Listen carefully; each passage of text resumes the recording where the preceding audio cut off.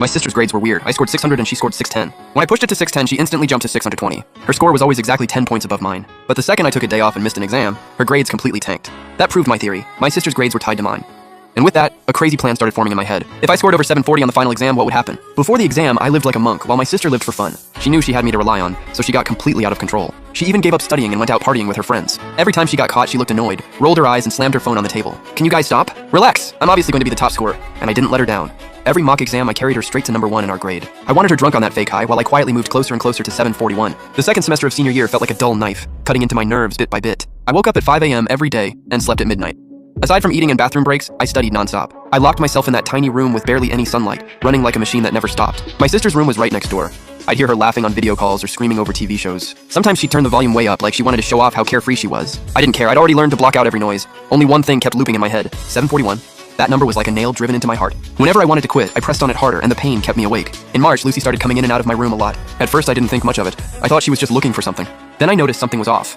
The way she looked at me had changed. One time I was working on a tough math problem when she came in and stood behind me, staring at my scratch paper. "Jack, why are you studying so hard lately?" I didn't even look up. I just kept writing. It's whatever. The exam's coming up. Lucy leaned in, trying to see what I was writing.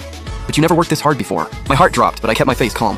I sighed on purpose, put down my pen, and acted exhausted. "Mom and Dad keep pressuring me. They said if I don't get into an elite college, they'll cut me off." Lucy relaxed. A little smirk even appeared on her face. "You? An elite college?" She turned to leave, but still had to get one last jab in. "Don't overwork yourself. I'm still taking first place." I watched her walk away without saying a word. Once the door closed, I picked up my pen again and smiled. "Good. Keep thinking like that. The more you underestimate me, the safer I am." But Lucy's suspicion didn't fully go away. After that, she kept trying to figure out how my studying was going. She asked which subject was hardest and what I could score on mocks. Sometimes she'd say things just to mess with me. She wanted to shake my confidence. I played along and kept my mock scores under control every time. I stayed in the top 5.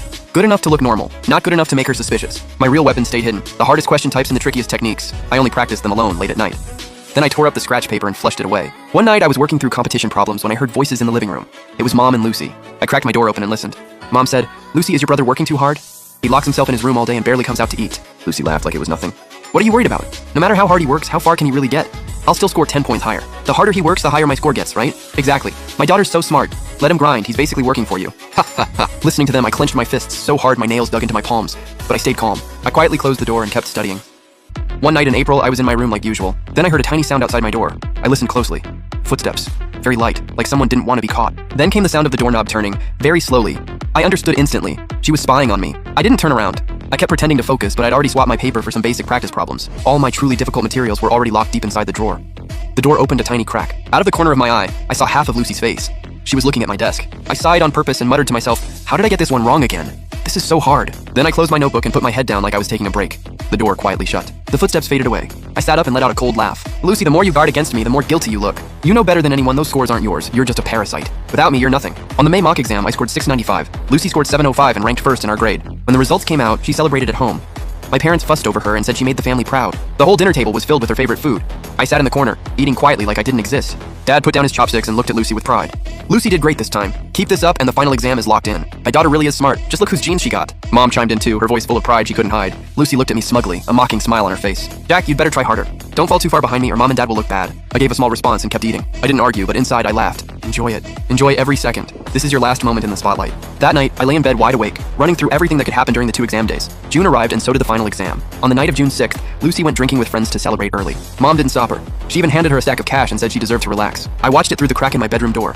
I felt nothing, only irony. That night, I went to bed at 8 and set my alarm for 6 the next morning. Lying there, I felt strangely calm, like a swordsman waiting to draw his blade. Tomorrow, all my patience would pay off. The next morning, I woke up on time, ate a quick breakfast, and left.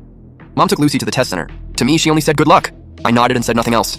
I thought, this is the last time. After this, we stay out of each other's lives. My test room was in the old school building. I was assigned a seat by the window on the 3rd floor. Sunlight came right through. I sat down, lined up my supplies, took a deep breath, and closed my eyes.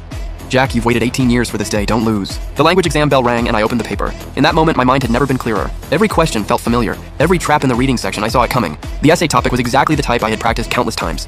My pen moved like magic. After the exam, I walked out and Lucy immediately rushed over to block me.